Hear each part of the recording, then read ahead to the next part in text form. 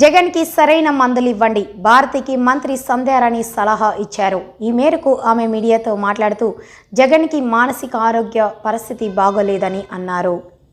కక్ష సాధింపు చర్యలతో ఎవరినైనా అరెస్ట్ చేస్తే వాళ్ళని ఎవరైనా పరామర్శించడానికి వెళ్ళాలి అంటే ముందుగానే హౌస్ అరెస్టులు, ముందుగానే ఎవరిని బయటకు రానివ్వకుండా చేసే పద్ధతి ఉండేది.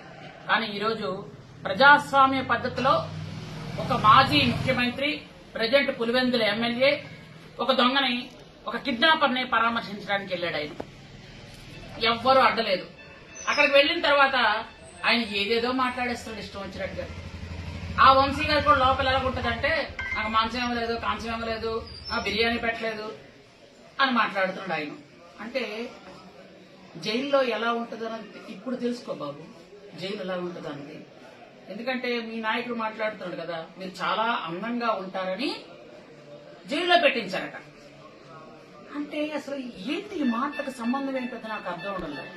జగన్మోహన్ రెడ్డి మాట్లాడడం, వంశీయును నాని, కొడాలి నాని ఇద్దరు అందంగా ఉంటారట, అందుకు చంద్రబాబు నాయుడు గారు, లోకేష్ బాబు గారు తట్టుకోలేక వాళ్ళు అరెస్ట్ చేయిస్తున్నారట. అందుకే చెప్తున్నాను, మందులు సరిగా వాడండి అని.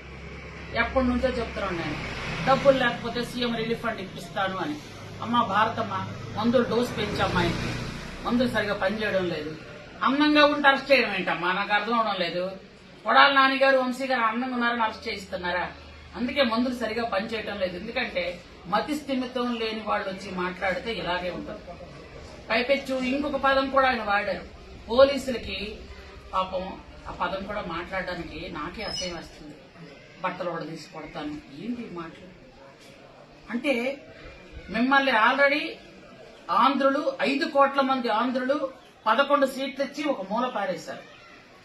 మీకు ఏ మూడదీసి పక్కన పెట్టారో మీకు తెలుసు. ఈరోజు 11 రెడ్డి అయ్యారు మీరు, రేపు 0 రెడ్డి అయిపోతారు. అర్థం అవడం లేదు.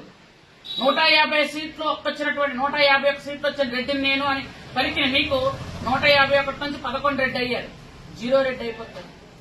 అసెంబ్లీకి కూడా మీరు రాలేక సిగ్గుపడుతూ, ఎందుకంటే గత టైంలోని మీరు ఎక్కడ ఒక్కటి కూడా ప్రజల తాలూకు కష్టకాలు మాట్లాడిన దాఖలా లేవు. ఇప్పుడు బూతులు మాట్లాడడానికి అసెంబ్లీ సమావేశాల్ని వేదికగా ఎంచుకున్నారు మీరు.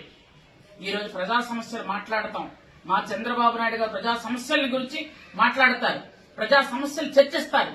మీకు ధైర్యం ఉంటే రండి, వచ్చి కూర్చోండి. అంతేగాని నాకు ప్రతిపక్ష హోదా ఇస్తే వస్తారు. ప్రతిపక్ష హోదా మీకు ప్రజలు ఇవ్వలే, ప్రజలు పక్కన తోసి చీయని పక్కన పెట్టారు మిమ్మల్ని. ఇంకా మీకు బుద్ధి రావడం లేదు. కాకపోతే వస్తే అసెంబ్లీ సమావేశాలకు రండి, లేదా రాజీనామా చేసి ఇంట్లో కూర్చోండి. అంతేగాని జైలు కింద ఇష్టం వచ్చినట్టు మాట్లాడితే ఎవరు ఊరుకునే ప్రసక్తి లేదు. మీకు ఈ రోజు ఆ పోలీసులకి టోపీల మీద 3 సింహాలు ఉంటాయని గుర్తొచ్చిందా? ఆ రోజు గుర్తురాలే? ఆ రోజు ఆడవాళ్ళు ఈడిపించినప్పుడు గుర్తురాలే? ఆ రోజు పొంగళ్లు పెట్టడానికి వచ్చిన ఆడవాళ్ళని బయటకు తోసిస్తున్నప్పుడు గుర్తురాలే?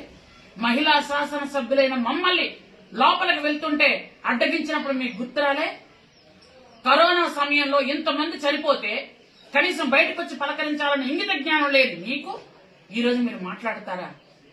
ఎంతో మంది పేదవాళ్ళు బయట చచ్చిపోతుంటే పోలీసులతో ఈడిపించేసిన మీరు ఈ రోజు మీరు మాట్లాడతారా? ట్రాక్టర్తో ఒక మహిళను గుద్దించేస్తే కనీసం కేసు కూడా పెట్టించకుండా ఆపించిన మీరు, ఎంతో మంది దళితుల్ని అపహాస్యం చేసి ఈరోజు ఒక దళితుడిని కిడ్నాప్ చేసి చంపేయాలనుకుంటున్న వంశీని పలకరించడానికి వెళ్ళిన మీరు, దళితుల గురించి నా ఎస్టీలు, నా ఎస్సీలు, నా బీసీలను మీరు మాట్లాడిన పరిస్థితి మీద ఒక్కసారి ఆలోచించండి. ఎందుకంటే ప్రజలు ఇవన్నీ గమనించే మిమ్మల్ని అక్కడ కూర్చోబెట్టారు. ఇంకా బుద్ధి జ్ఞానం లేకపోతే మీకు. ఈరోజు ఆంధ్ర యూనివర్సిటీలో లెక్చరర్గా పనిచేసి ఈరోజు ఆదికవి నన్న యూనివర్సిటీ రాజమండ్రికి వీసీగా వెళ్లినటువంటి శ్రీమతి ప్రసన్నశ్రీ గారికి నా హృదయపూర్వకమైనటువంటి అభినందనలు తెలియజేసుకుంటున్నాను. ఈరోజు గిరిజన కులంలో పుట్టి గిరిజనుల లిపిని కొండదర్లు, జాతాబ్దర్లు, గదబ, మూక, సవర ఇట్లాంటి దాదాపు 16 కులాల తాలూకా లిపిని రాసినటువంటి చాలా ఎంతో తెలివైన ఆవిడ. అలాంటి ఒక ప్రతిభ ఉన్న ఆవిడకి వీసీగా ఛాన్స్ ఇచ్చినటువంటి మా ముఖ్యమంత్రి చంద్రబాబు నాయుడు గారికి, మా విద్యాశాఖ మంత్రి లోకేష్ బాబు గారికి నా హృదయపూర్వకమైనటువంటి ధన్యవాదాలు తెలియజేస్తాను. ముఖ్యంగా ప్రతిభకు పట్టం కట్టడం అంటే ఈరోజు 9 మంది వీసీలను చూస్తే మనకు అర్థమవుతుంది. ఇంతకు పూర్వం ధనానికే పట్టం కట్టడం ఉండేది, ఈరోజు ప్రతిభకు పట్టం కట్టారు.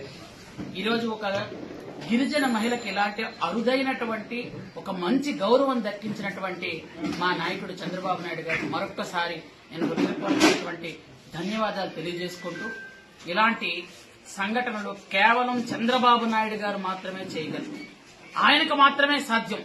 ఇలాంటి ప్రతిభావంతులందరినీ సెలెక్ట్ చేసి ఒక మంచి యూనివర్సిటీలకి వాళ్ళని వీసీలుగా పెడితే అక్కడ ఉన్నటువంటి విద్యార్థులందరూ సక్రమమైనటువంటి మార్గంలోకి వెళ్తారని ఆయన తాలూకు ఆలోచన. ఎందుకంటే ఈ మధ్యకాలంలో యూనివర్సిటీలన్నీ కూడా చిన్న పెడదారిని పట్టడం, అక్కడ చిన్న చిన్న డ్రగ్స్ కలకలం రేగడం, అక్కడ గంజాయి కలకలం రేగడం గత 5 సంవత్సరాలు మనం చూసాం. వాటిని పూర్తిగా సమూలంగా రూపుమాపాలి అంటే ప్రతిభ ఉన్న 9 మంది వీసీలను ఈరోజు యూనివర్సిటీలను వేసి అక్కడున్న విద్యార్థులందరికీ కూడా మంచి భవిష్యత్తు